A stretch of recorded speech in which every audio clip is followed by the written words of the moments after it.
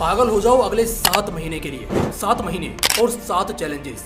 जो इन चैलेंजेस को एक्सेप्ट करके पूरा करेगा वही होगा इस साल का विनर। क्योंकि 7 महीने बचे हैं इस साल को खत्म होने में और अभी भी तुम्हारे कमेंट्स कुछ ऐसे हैं या लाइफ ऐसी चल रही है कि सर कमर टूट गई, सिर की नसें फट गई, रातों की नींदें उड़ गई, बॉडी की बैंड बज गई, लाइफ बहुत ज्यादा खराब चल रही है सर, जितना पानी पियो उतनी ही प्यास लग रही है, हर सुबह एक जैसी, हर शाम एक जैसी, हर दिन एक जैसा, हर रात एक जैसी, साला हफ्ता हो या महीना ऐसे गुजर रहा है जैसे कांटों का सफर हो।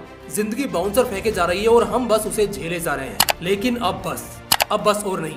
दोस्तों, मैं आप लोगों का दोस्त, बड़ा भाई, आपका एडवाइजर या जो कुछ भी समझो, मैं बिना आपसे पूछे आपके हर मर्ज का इलाज कर दूंगा। मुझे पता है आप सबकी बीमारी क्या है। हाँ, मुझे पता है आपको बुखार तो नहीं है मगर फिर भी बेड से उठा नहीं जा रहा।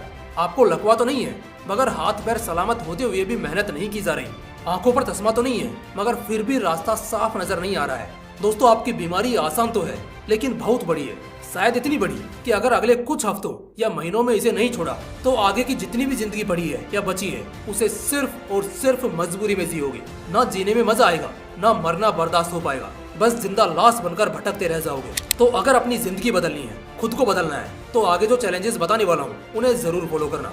कुछ बहुत अननोन और डार्क चैलेंजेस रिवील करने वाला हूँ। हाँ जी बिल्कुल, चैलेंजेस, वही चैलेंजेस जो कांटों की तरह चुभते हैं लेकिन तलवार की तरह तेज और ताकतवर बना देते हैं। मैंने शायद चैलेंजेस की इतनी वीडियोस की हैं जितनी मैंने किसी और की नहीं की है और उन पर व्यूज तो इतने गजब के आए हैं कि उतने व्यूज के साथ एक अच्छा खासा चैनल खड़ा हो जाए। लेकिन सबसे ज्यादा सुकून जो मुझे पर्सनली मिलता है वो मिलता है कमेंट्स पढ़कर। बहुत सारे लोग कमेंट करते हैं कि कैसे उन्होंने 90 डेज चैलेंज एक्सेप्ट किया और अपनी पूरी लाइफ को सिर्फ 3 महीने में 10x से ग्रो किया। लोगों ने अपने पर्सनल और प्रोफेशनल लाइफ दोनों में खूब तरक्की करी है।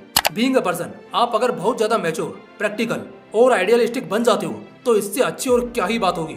आज के इस वीडियो के बाद लाइफ की ऑलमोस्ट हर तरह की प्रॉब्लम दूर होगी और बहुत लग्जरियस और फैंसी चीजें, स्पेशली सक्सेस, अपॉर्चुनिटीज और परफॉर्मेंस अट्रैक्ट होगी। मैं शेयर करूंगा अगले 7 महीने का चैलेंज शेड्यूल। मैं ये वीडियो अप्रैल महीने में बना रहा हूँ और आई गेस इसी महीने के एंड से पहले वीडियो चैनल पर आ चुकी होगी। हमारे पास इस साल 2024 के होंगे टोटल 8 महीने, लेकिन इस चैलेंज का पीरियड होगा 7 महीनों का, मई से नवंबर का। इसके पीछे एक बहुत बड़ा रीजन है जो मैंने नोटिस किया है। लोग बहुत ज्यादा इनसिक्योर और फ्रस्ट्रेट हो जाते हैं जब उनसे कोई चैलेंज मिस हो जाता है या स्किप हो जाता है। इस चक्कर में वो आगे इस चीज को कंटिन्यू नहीं रख पाते। बट एट दिस स्टेज मैंने सिर्फ 7 मंथ का एक नया पीरियडिक और बहुत फैसिनेटिंग चैलेंज स्टार्ट किया है और 1 महीना एक्स्ट्रा दिया है उन सभी रिकवरीज के लिए जो इस पीरियड के बीच ना होने की वजह से होंगे। 7 महीने है इसलिए चैलेंजेस भी साथ ही रखूंगा।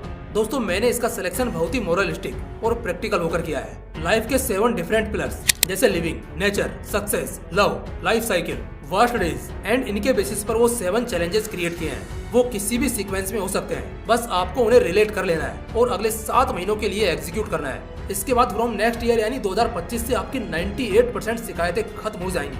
चलिए स्टार्ट करते हैं। Challenge number 1, no complaints for none. सबसे बड़ा रीजन कि लोगों की लाइफ में ग्रोथ नहीं हो पाती है, वो लोग कंप्लेंट्स और एक्सक्यूजेस के वजन से हमेशा दबे होते हैं। अगर कुछ सही नहीं हुआ तो किसी को ब्लेम कर दिया, अब ये गलत हो गया तो इसी की वजह से हो गया होगा। अरे यार, अगर उस दिन ऐसा नहीं होता तो मैं ये कर लेता।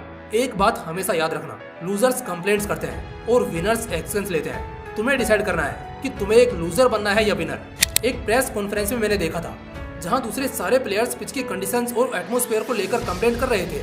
उस वक्त विराट कोहली कहते हैं, हम यहाँ पर कंप्लेंट्स करने नहीं आए हैं, हम यहाँ खेलने आए हैं। दोस्तों, तभी विराट एक लेजेंड है और जो भी शख्स शिकायतें करना छोड़कर एक्शंस लेने में एफर्ट देता है, गेम वही जीतता है। अगले 7 महीने तुम्हें एक भी शिकायत नहीं करनी है, ना खुद से ना किसी और से। Challenge number 2, picture of calmness. मैंने इंटरनेट के कई आर्टिकल्स पढ़े। मुझे पर्सनली 2 तरह के ह्यूमन नेचर्स को कंपेयर करके उनमें से किसी एक को बेस्ट सेलेक्ट करना था। पहला अग्रेशन और दूसरा कामनेस। मैंने एक चीज नोटिस की, जो अग्रेसिव नेचर के लोग होते हैं ना सिर्फ वो दूसरों के लिए सिरदर्द होते हैं बल्कि उनकी पूरी लाइफ एक पेन में बीतती है। एज इफ अगर आप ज्यादा जल्दी हाइपर होने वाले लोगों में देखोगे कि वो सोते बहुत ज्यादा है और उन्हें हार्ट फेलियर जैसी चीजें होने के चांसेस भी बहुत ज्यादा होते हैं। इसलिए अगले 7 महीने खुद को ट्रेन करना है काम रखने के लिए, शांत रखने के लिए। Challenge number 3, isolation for improvement. एक बहुत बड़े फिलोसोफर थे, उन्होंने एक बात कही थी, इम्प्रूवमेंट कभी भी ग्रुप्स में नहीं हो सकता और ना ही ढिंडोरा पीट कर हो सकता है। खुद को इम्प्रूव करने का सिर्फ एकमात्र तरीका है और वो है आइसोलेशन। उसके पीछे एक साइकोलॉजिकल रीजन है कि जब आप इम्प्रूव होने की कोशिश करोगे तो आप कभी नहीं कर पाओगे। इसके पीछे वजह यह है कि आप अब भी उन्हीं आदतों को अपने अंदर एग्जीक्यूट करते रहेंगे। फॉर एग्जाम्पल, अगर आप स्मोकिंग छोड़ना चाहते हैं और आप चाहते हैं कि आपका नेक्स्ट ईयर विदाउट स्मोकिंग हो और ये चाहते हुए भी अगर आप अपने स्मोकर दोस्तों के साथ ही घूमते हो तो आप 10 जन्म ले लेना फिर भी नहीं छोड़ पाओगे। इसलिए अगले 7 महीने के लिए खुद को आइसोलेट कर लो। Challenge number 4, give a birth to great attitude. एक एटीट्यूड को अपने अंदर पैदा करना है। एटीट्यूड किस तरह का होगा ये भी समझाता हूँ। एटीट्यूड और ईगो में फर्क होता है। एटीट्यूड का मतलब ये नहीं कि सबको उल्टा जवाब देना या लोगों को इंसल्ट करना, बल्कि एटीट्यूड का मतलब ये होता है कि आप अपनी पर्सनैलिटी और सेल्फ स्टीम को नेक्स्ट लेवल पर लेकर जाते हो। एटीट्यूड डायरेक्टली प्रोपोर्शनल होता है सेल्फ रिस्पेक्ट के। एटीट्यूड अगर ज्यादा होगा तो आप गिव अप नहीं करोगे, किसी के सामने हाथ नहीं फैलाओगे और कभी भी कंप्लेंट्स नहीं करोगे।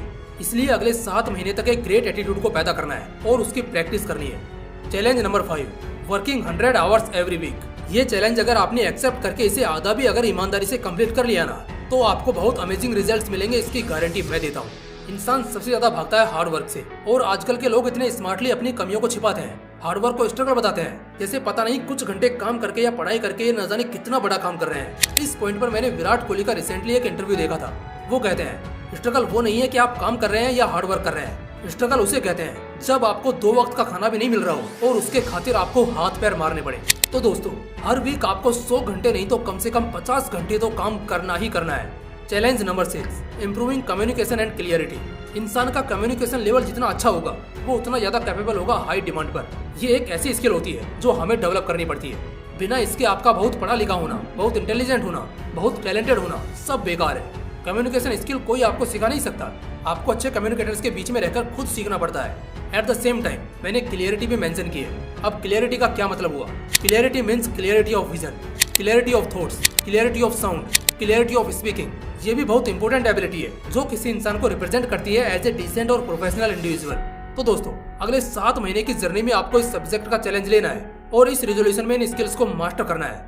चैलेंज नंबर 7, लिविंग ए रिग्रेट फ्री लाइफ। दोस्तों, बहुत पैसा कोई काम का नहीं, बहुत लग्जरी कोई काम के नहीं, बहुत दोस्त कोई काम के नहीं, बहुत खूबसूरत गर्लफ्रेंड या बॉयफ्रेंड कोई काम का नहीं है। अगर आपकी जिंदगी में बहुत ज्यादा रिग्रेट्स है तो रिग्रेट एक ऐसी चीज है जो एक इंसान के अच्छे खासे लाइफ को नर्क बना देती है। ऐसे तो ये बहुत कॉमन है कि हर किसी की लाइफ में किसी न किसी तरह का रिग्रेट रह ही जाता है, लेकिन फर्क इससे पड़ता है कि आप उस रिग्रेट को जज कैसे करते हो। इस चीज में अपना personal point of view share करूंगा।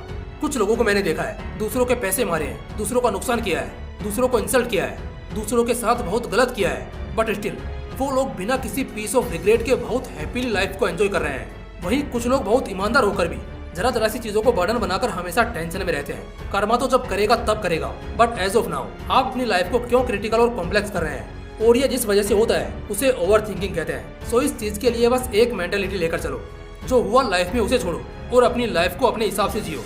जो ठीक कर सकते हो उसमें दिमाग लगाओ, अदरवाइज छोड़ दो और आगे बढ़ो। टाइम और लाइफ किसी के लिए नहीं रुकती, तो एंजॉय करो। दोस्तों, आई होप ये वीडियो आपको जरूर पसंद आई होगी। फिर मिलते हैं इसी तरह की एक और इंटरेस्टिंग वीडियो के साथ। जय हिंद, जय श्री कृष्णा।